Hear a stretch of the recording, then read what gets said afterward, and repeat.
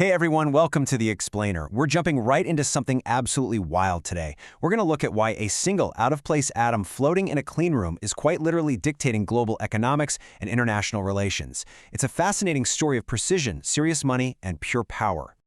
Okay, to get started, let's put a number on it. $500,000.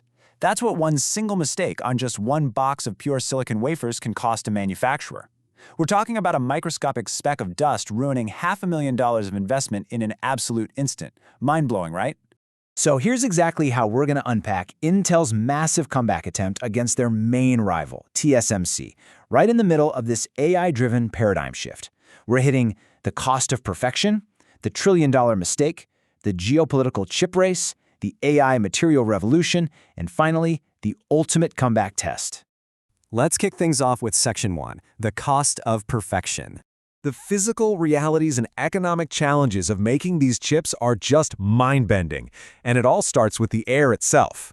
The stakes here are microscopic. Let's put a number on it, 8. That is the absolute maximum number of microscopic particles allowed in a single cubic meter of air inside Intel's most secure clean rooms. I mean, to put that in perspective, a regular room you're sitting in right now, it has millions of particles. These factories have to be kept 1,000 times cleaner than a sterile surgical operating room. And to actually achieve that level of clean, the rules for the humans working inside are incredibly strict.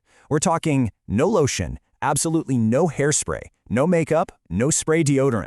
Workers are literally wrapped in layered 1,000 suits with latex overgloves just to trap any human particles. Oh, and the lighting is yellow. Certain chip materials are super sensitive to white light, so this yellow lighting totally alters reality. Like, anything red actually looks bright pink to the human eye when you're working on the factory floor. It's just this incredible juxtaposition. On the microscopic side, you've got 10 billion transistors packed into a tiny square stacked 10,000 times thinner than a single piece of paper. But to pull off that microscale, you need earth-moving, macroscopic scale. Get this. The factory foundation uses twice as much concrete as the Burj Khalifa. You know, the tallest building in the world. Why? Simply to prevent microscopic vibrations. Literally, a footstep next to a machine could ruin the atomic precision needed to print a chip.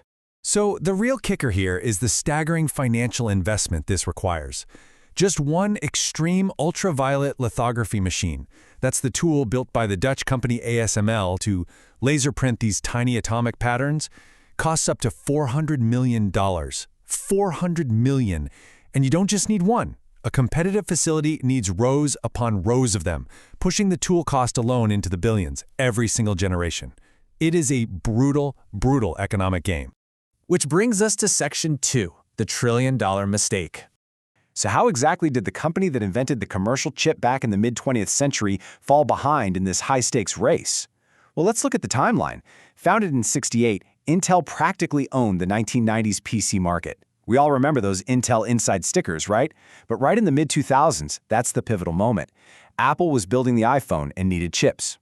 Intel was reportedly hesitant to invest in the massive factory pivot required, so they passed on the deal. They bet on PCs exactly when the market shifted permanently toward mobile, and today, well, they're forced into a multi-billion-dollar pivot just to catch up in the era of AI. The consequence of that one missed opportunity is absolutely staggering. Taiwan's semiconductor manufacturing company, or TSMC, now controls a massive 70% of the global foundry market. Intel passing on the mobile revolution basically left a giant vacuum that TSMC happily and very profitably filled. And the core of this market shift comes down to fundamentally diverging corporate strategies.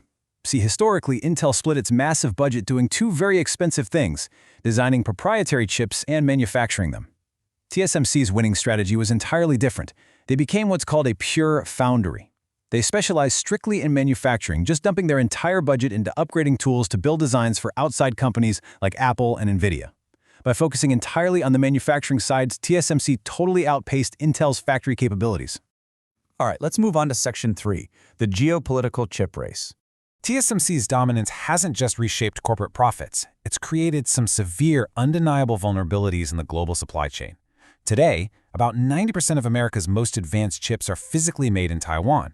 So even though the US designs these incredibly complex AI and defense chips, they are manufactured on an island that China has repeatedly threatened to take by force. Think about that. If a conflict breaks out, access to the technology that literally runs our modern world could just vanish overnight. Whoever controls that supply holds enormous leverage over the entire globe. Because of this massive risk, the U.S. government is throwing billions of dollars at companies to bring chip manufacturing, these fabrication plants or fabs, back to American soil. But the economics present a steep uphill battle. Building a fab in the U.S. is about 10% more expensive than in Taiwan, and actually running it, that's 35% more expensive. This is an incredible economic hurdle to clear just to establish some basic supply chain security. And despite Washington's help and Intel's massive commitment of $100 billion for domestic factories, TSMC is still outspending them. They're dedicating a staggering $165 billion to their own U.S. buildouts. This race to physically manufacture on American soil is just a titanic clash of capital. Which brings us to Section 4, the AI material revolution. Now, at the exact same time we're seeing this geopolitical tug-of-war, we're also experiencing a massive, atomic-level technological earthquake that is completely changing how chips are made. The crucial point centers on this one question: what happens when standard silicon hits its atomic limit? For decades, pure silicon has been the holy grail of chips, but we scaled it down so far that we are physically running out of room.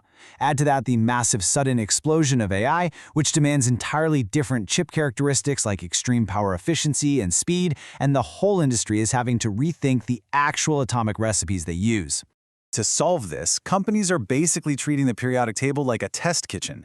When Intel's R&D leadership was asked how many materials they test, their answer was many, many, many millions. Inside specialized labs using sealed, oxygen-free tools, because, a lot of these experimental materials react violently with air or water, researchers are hunting for the perfect atomic mix for the chips of 5 to 10 years from now. It requires just an insane amount of trial and error. Industry insiders are calling this the Speed 10 Challenge. Basically, AI demand is forcing R&D to move 10 times faster than ever before. But there's a massive roadblock here, and it's all about talent. Strict new restrictions and a $100,000 fee on H-1B visa petitions mean companies are facing skyrocketing costs to bring in top global talent. Because of this, they're being forced to execute rapid, massive upskilling programs to train domestic American workers to handle this incredibly complex semiconductor physics. Now, let's look at Section 5, the ultimate comeback test. For Intel to actually reclaim its throne and get giants like Apple and NVIDIA to trust their foundries again, all those pristine clean rooms and R&D dollars mean absolutely nothing if they can't pass this final hurdle. We're talking about the assembly and test phase. Once a wafer survives the 2,000-step manufacturing process, it enters a highly specialized, robotically controlled facility. First, individual pieces of perfect silicon are bonded together so they can communicate. Then, the wafers are sliced into individual chips using high-precision water saws. Next, they use specialized acoustic microscopes, literally shooting sound waves through water to listen for assembly defects. And finally, microscopic electrical probes, as fine as human hairs, physically touch the chip to see if it, actually turns on. Which brings us to the single most important metric in the entire semiconductor industry: yield. It's simply the percentage of chips that actually work perfectly at the end of this incredibly complex gauntlet. This is the ultimate measuring stick, guys. It determines how financially viable a billion-dollar factory is, and more importantly, it dictates whether external customers trust you to build their lifeblood technology. For years, superior yield has been TSMC's major weapon in the market. They just consistently produced fewer duds than anyone else. But Intel is aiming for absolute perfection here. And to get there, Intel is doing something totally unprecedented for them. They're opening their notoriously secretive doors to industry partners, asking for collaboration to aggressively match and exceed TSMC's yield rates. It's a complete 180 in their historic corporate culture. And that leads us to the massive, looming reality of this entire ecosystem. Even if Intel flawlessly executes this multi-billion-dollar AI pivot and perfects their yield, it leaves us with one staggering question. If Taiwan's chip supply went offline tomorrow, is the world truly prepared for the time and cost required to untangle our everyday technology? Right now, looking at the billions of dollars and years of construction required just to catch up, the answer is a sobering no. We are witnessing an incredible manufacturing race, but the fragility of the tech running our world remains very, very real. Thanks for joining me on this explainer. I hope it gave you a fresh perspective on this invisible trillion-dollar war happening right at the microscopic level. See you next time.